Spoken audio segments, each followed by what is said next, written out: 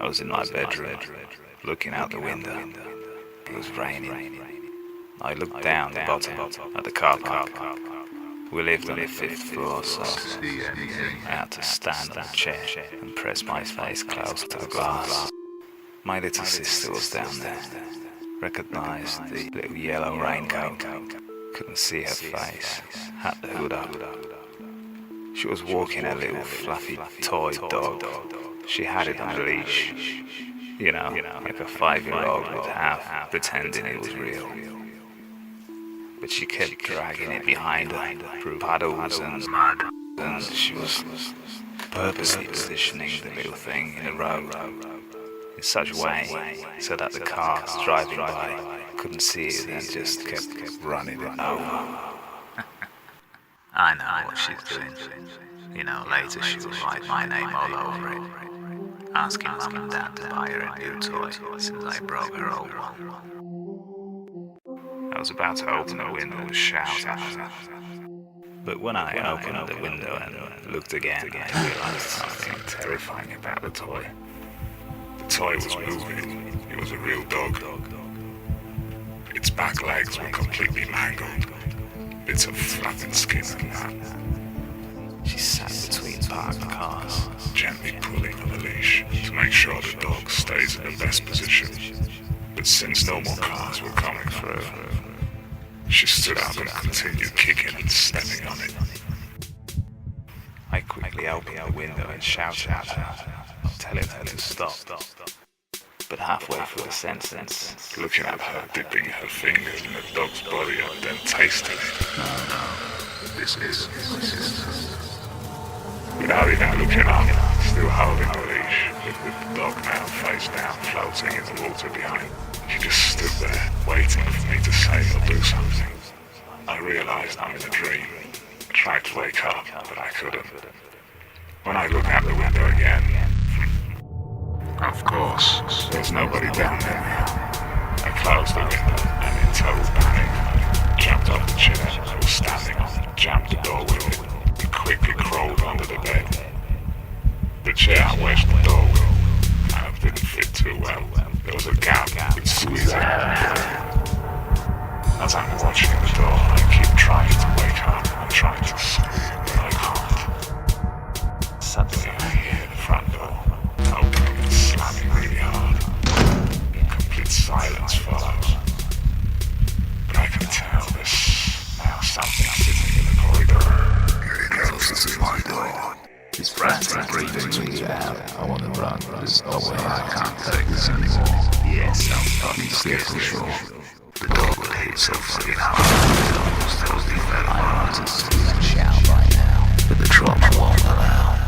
Trying to think and stay composed, but I really don't know how. I can't stay here anymore. He just broke the fucking door. Look at the guy squeezing out the head and growling and said, I want you dead. What a bloody crazy dream. A dog with the voice of a fucking human being. It growled again and bit the floor, pulled its body through the broken door. He had a big knife stuck in his head. Its eyes were shut, but he wasn't dead. It couldn't walk. It crawled instead, then quickly run from under my bed. Staring at me, its neck was breaking. The floor and the walls were now fucking shaking. Came up with some bloody gruesome stuff. To hell with this shit. I think I've seen enough.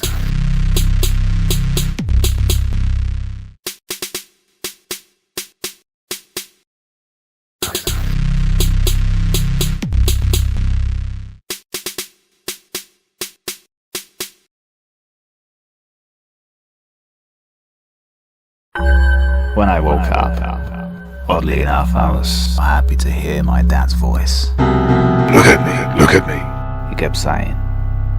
The ceiling light was on. It was blinding me. Eventually, I managed to open my eyes and look at him. He was standing there in front of my bed, holding a radio cable in his hand. Quickly understood why my legs and my back were on fire. I couldn't see his face. The light was right behind his head. He said something again. I made a huge mistake by replying, What? I was still winding down from the freaky dream I just had. But But it could only be a silly rhetorical question, you know, sort of thing he throws at you to make you look stupid, to play to his audience, whoever's lucky enough to be watching the shit show. I could already hear my brothers, sisters and cousins laughing in the back. In anger, he lifted the cable in the air, ready to strike me again. He repeated the question, very loud, but I still didn't catch that. Something, you're stupid. I had to be very careful with my answer. Not saying yes or no, rather keeping it neutral, because if I don't respond now, he will beat the crap out of me. If I say what again, he will put me in the hospital. If I get it right, there's a slight chance things will de-escalate. He might call me a few more names, maybe make me go kneel in a corner, or get me grounded for a week, but the beatings should stop. So I answered, I don't know. Apart from him and me, everyone else listening started laughing out loud, since the question was actually, how stupid do you think I am? He swung the cable, landing it perfectly on top of my head. I wasn't quick enough to protect myself. As I cuddled my head, he swung it again and kept swinging it, hitting my legs and my arms. I was rolling in my bed like a maggot on fire. My bed is right in the corner of my room. I couldn't get away. I was trying my best to catch the swinging cable, but when I managed to grab it, it only made him more angry. With one hand, he grabbed me by the hair and lifted me off my bed, and while asking me more stupid questions, started whipping me with the other. I'm screaming as loud as I can, hoping someone would step in and stop him. He kept telling me to shut up, but he wouldn't stop beating me. Finally, he must have realized at this point we are basically waking up the entire neighborhood. So he stopped, threw me back in my bed, flipped the lights off, and off he went back to his bedroom. I could still hear my brother and sisters laughing as he walked through the hallway and slammed his bedroom door behind him. After a while, it all went quiet. Now in the dark, I was just sitting on my bed, just staring into the ceiling. My hands, my legs and my back were slowly cooling down, and for a moment I felt calm. But when I looked at the clock, I realized how long I still had to wait before this crazy night's over. I totally refused to sleep, didn't fancy seeing that fucking dog again. I decided to outwait the night. I couldn't put any lights on. My dad would simply kill me if he saw any more activity coming out of my room. He just wanted me to sleep, wasn't interested in any of my dramas. But my restless imagination was pulling dirtiest tricks on me. In the dark, I started seeing that dog again, hiding in the corners, trying to blend in with the rest of my toys. I could hear it. I closed my eyes and covered my ears, but its image kept appearing in my head. How he was rolling, crawling and turning, breaking its neck just to keep its head looking at me. The panic is back on. I feel as if something terrible is about to happen any second.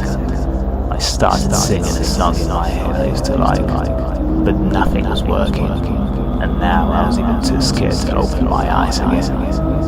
But then I heard my father call my name. Oh no, could he hear me? Was I singing out loud? I slowly opened my eyes, scanning and glancing around the room first, checking if it's even safe to move, let alone get out of bed and walk through this dark room towards even darker hallway. But I had no choice. I had to make sure if he did call me or not. My dad had a funny habit calling my name only once. I carefully walked towards the door, opened it, then shouted across the hallway, "Yes?" But there was no answer. Fuck. You could never win with my father. if I don't respond to his calling, I'm gonna be in big trouble. If I misheard it and wake him up for no reason, I'll get another beating. I decided to check if he or Mum was awake by any chance. Their doors were open. After all, I could always turn around and say I was going to the toilet. Slowly walking through the corridor, everything felt different suddenly. The hallway was longer than usual. I looked in the kitchen. My grandmother was stood in there. The lights were off, but she was cooking something in this big massive pot. All 4 fires were blazing. I could hear her talking, but there was no one else in the kitchen. She couldn't see me. It was way too dark in the hallway where I was standing. She kept staring at the big pot with a big fork, both hands, throwing things in, spilling the soup all over the cooker. The oven was on as well.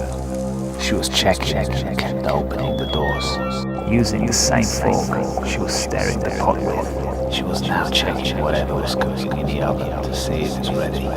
After licking the fork clean, she started stirring the soup again. When she saw me, she stared at me for a moment, quietly called me over and told me to keep an eye on everything for a moment while she goes to the shop to get some salt and other bits and pieces, finish up the cooking, and she left. The oven light flared in the dark like a TV. I walked up to it and felt the immense heat. Whatever was cooking inside was now burning. Fucking dog moved its legs, looked at me, and it was now slowly turning. Half of its body, legs, and parts of its torso was completely burnt black. It was lying on its back, with its mouth wide open. A strange black pus was coming out of it. Its eyes were melting and leaking out of its head. It was completely fried, but still wasn't dead.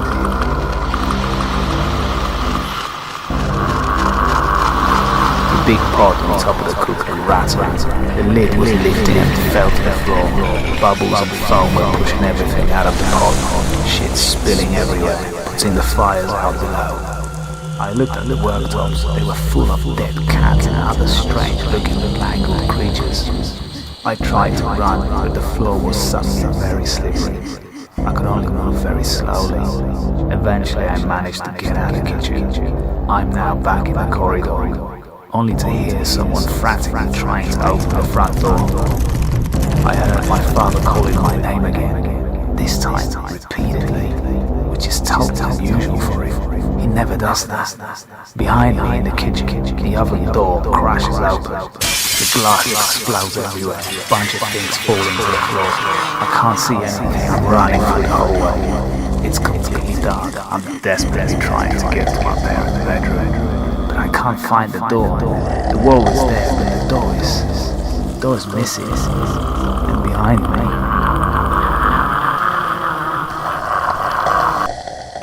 my dad woke me up again, but this time he just grabbed me and threw me across the room.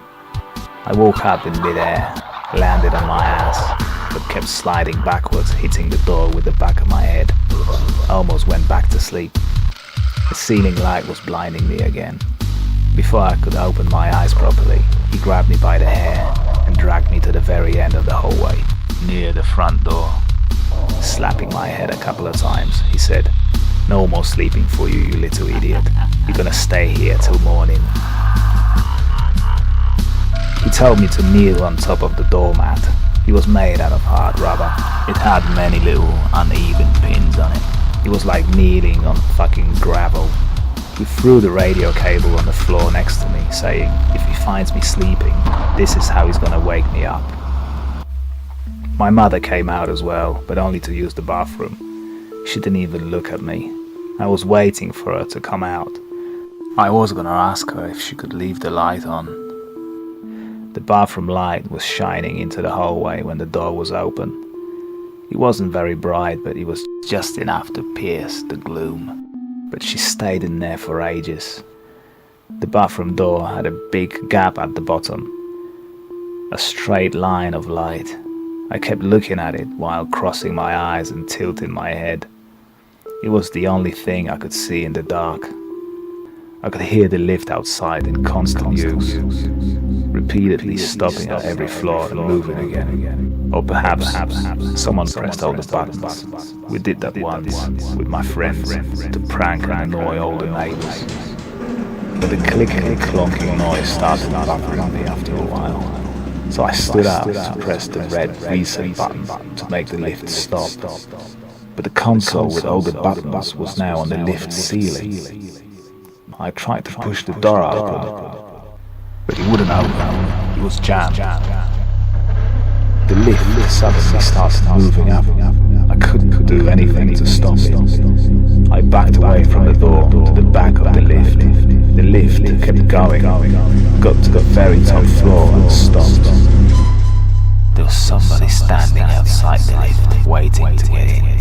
Through the blurred glass, I saw shadows moving, trying to look inside, pulling and pushing on the door. They all spoke at once, whispering, Open the door, come out, open the door, open the door. I can't open the door from the inside, but they can open it from the outside. All they have to do is to press the button and the door will unlock. I explained to them that I wasn't allowed to even stand up, let alone come out. My dad told me to kneel here for misbehaving. They asked me who my dad was. When I told them his name, they started backing away from the door, tripping over each other. They took the stairs. The door clicked, the lift started moving again, going down very fast. I could hear them running down the stairs and screaming like the whole building was on fire. The lift kept going as if the cable snapped. When it went past the ground floor, I forcefully managed to wake up.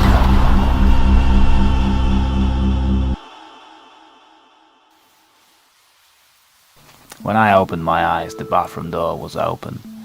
The light was switched off though, but it was now early morning. Everyone was still asleep. A dim ray of light was now coming through the kitchen window. It slightly lit up the hallway, a little section of it. Everywhere else was dark. I badly needed to wee, but in the bathroom there was no windows, and it was pitch black in there. I was too scared to go in. The fucking scary dog could be hiding in there somewhere. And I wasn't allowed to leave the doormat anyway. I waited a little while for more light to come through. I could finally see the inside of the bathroom properly. Nothing hiding in there. It's all looking safe. All I had to worry about now was my dad waking up and seeing me. But I could hear him snoring loud. He's in a deep sleep. I better go now.